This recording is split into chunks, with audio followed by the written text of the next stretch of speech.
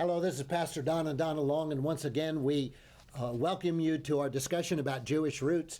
You know, the Apostle Paul does say that the Gentiles were grafted in to the root of Judaism, and so underneath our Christian faith. In fact, the only thing that makes our Christian faith valid is the fact that we are rooted in God's message, rooted in Torah, rooted into God's people. And last week, Donna, we were talking about answering the question, did the early believers who were Jews, did they stop going to the synagogue? And the corollary to that is, what about the Gentiles who likewise became believers? There's this image that one would have today that the Jewish people are here and the Christian people are here, and they're entirely two different religions. That's right. And many people, in fact, are shocked to find out Jesus was Jewish. His name was Yeshua. He is Jewish. His mother's name was Miriam. She was Jewish, and all the disciples were Jewish. But the early church was Jewish. That the whole book that we rely on is Jewish. It's a Jewish book. And the early church, in its first several hundred years, it was Jewish. It was very Jewish. They went to synagogue. We talked about that. It was a Messianic Jewish establishment. And so both Jew and Gentile believers in Yeshua, both of them went to the temple until the temple was destroyed. That's right. Both Jewish believers in Yeshua and Gentile believers in Yeshua went to the synagogue. That's right. Now, they had separate meetings as believers, but their separate meeting wasn't, we no longer go to the synagogue. It's that in addition, we have a special class that we want to learn things about. You could put it that way. That's right. And so the believers continued to attend the synagogue. That's right. Now, some people, when they hear that, maybe for the first few years. Yeah. But the truth is that as late as the 4th and 5th centuries, believers were continuing to attend the synagogue. That's right. In fact, John Chrysostom, who was a preacher at Antioch in Constantinople, complained in a series of sermons to his congregation. Now, this is what he preached to his congregation in the 4th and 5th centuries. You must stop going to the synagogue. You must not think the synagogue is a holier place than our church. He had to have said that not just out of a vacuum, right? It's because they were. The synagogue was a vital part of their life and their existence. And he felt it was a competition, obviously, to the churches. Well, in fact, because of the life force coming It was in the 300s that the Gentiles had taken over the church. By then, it had just grown. Yep. And Gentiles who basically had no roots in the Bible, no roots in Torah, came out of pagan idolatry, came to faith, and they thought, here's what we wanted to do. And it was around 300, in the 300 AD period, that the Christian church took a decided turn away from Judaism and toward paganism, and throughout the Jewish festivals that God said we are always to keep. And forbid people from and in fact then substituted pagan festivals like Easter and Christmas. They did not come out of the Bible. They came out of pagan festivals. And at the same time they said, okay, if you're going to be a Christian, you cannot go to the synagogue. That's right. And that thought continues today. But as I said, that's in the 300s when the church was really hijacked by the Gentiles. That's right. But even for up to 200 years after that, Christians who knew their Bible were still going to the synagogue. Both Jew and Gentile. That's right. So much so that some of the leading pastors of churches and preachers had to preach against it. That's right. In fact, it was in the 600s that the Pope had to issue a condemnation of priests still going to the synagogue. And they said, we will excommunicate any priest going to the synagogue or observing the Jewish holidays. That's right. Now, what was that impetus? What was keeping people rooted? It's the fact that they understood that we were grafted into the root. That's what the Apostle Paul said. And they knew what they were being grafted into was Jewish. That's right. They knew that. They knew that. And they could read their Bibles and it said, keep tabernacles forever. So just because some man said, we don't celebrate that anymore, well, the Bible says you're supposed to. That's right. So there were faithful believers up through 5-6 centuries of church history who still saw themselves connected to the Jewish roots. Now, by the way, throughout the church history, there's always been Gentile believers who saw their connection to their Jewish roots. Always been those believers. Right. But by and large, after 600 AD, they became a decided minority. They were usually hounded out of the church. They were persecuted. They were Well, and killed. they had to, if they were doing it, they had to hide that fact Right, because they were threatened. So Well, I mean, many of them were still keeping Sabbath. And secretly because it was outlawed to keep That's Sabbath right. if It you were a was. Christian. That's right. But we are now in a day and age when across the world, that's right.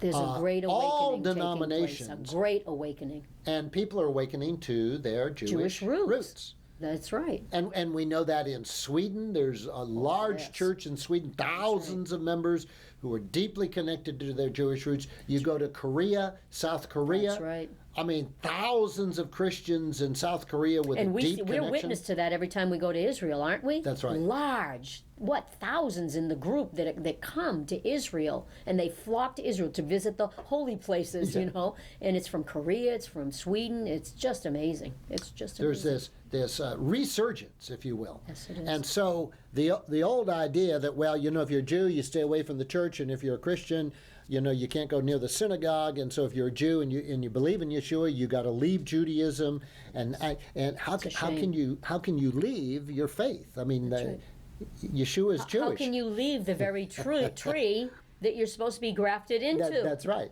And so now this whole movement of Messianic Jews on one hand and Messianic Gentiles, we could say, on the other hand, coming back.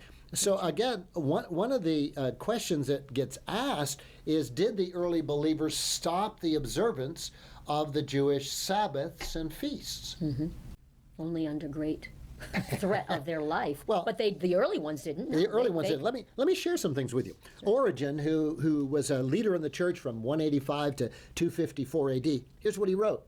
Quote, "After the festival of the crucifixion, Passover, is put the festival of the Sabbath, and it is fitting for whoever is righteous among the saints to keep also the festival of the Sabbath."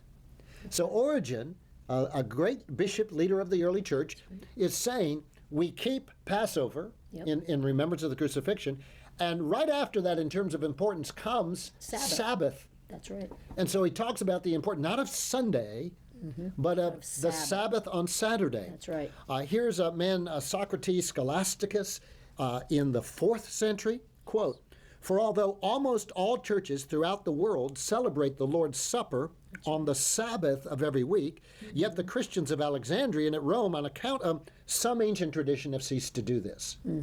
So in the 4th century, here's a writer in the church saying that throughout the world, people are gathering together on the Sabbath, Saturday, not on Sunday, but the Christians in Alexandria and in Rome, because of some ancient tradition, are now observing Sunday. Isn't that interesting? Very interesting. So for the first 3-4 centuries, the early church met on Sabbath. On Saturday. That's right.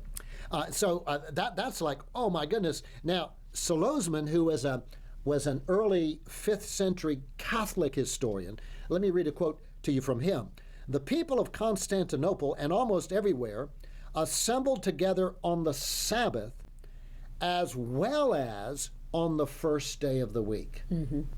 So as you move into the 5th century, now remember, it's in the 3rd century that Constantine told the church, quit meeting on Sabbath, start meeting on Sunday.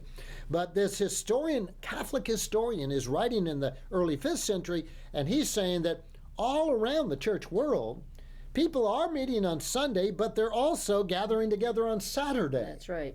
So here's... And he has that right, too, where he says on the first day, as well as on the first day of the week, because it is, keep the 7th day is what Adonai, Elyon, what he blessed the seventh day. Which is Saturday. Which is Saturday. And the first day. And they have it right there. And the first day of the week is Sunday, which separates it completely from what God said is the 7th day, and what people are now saying is the Sabbath for them. So what happened is the early Christians for 300 years met on Sabbath, which was Saturday, and they met in the synagogue. That's right. And then when the church took this turn, this radical Gentilizing, and rejected everything Jewish, then Constantine and the council said, look, we cannot celebrate the holidays, and we will not celebrate on Sabbath.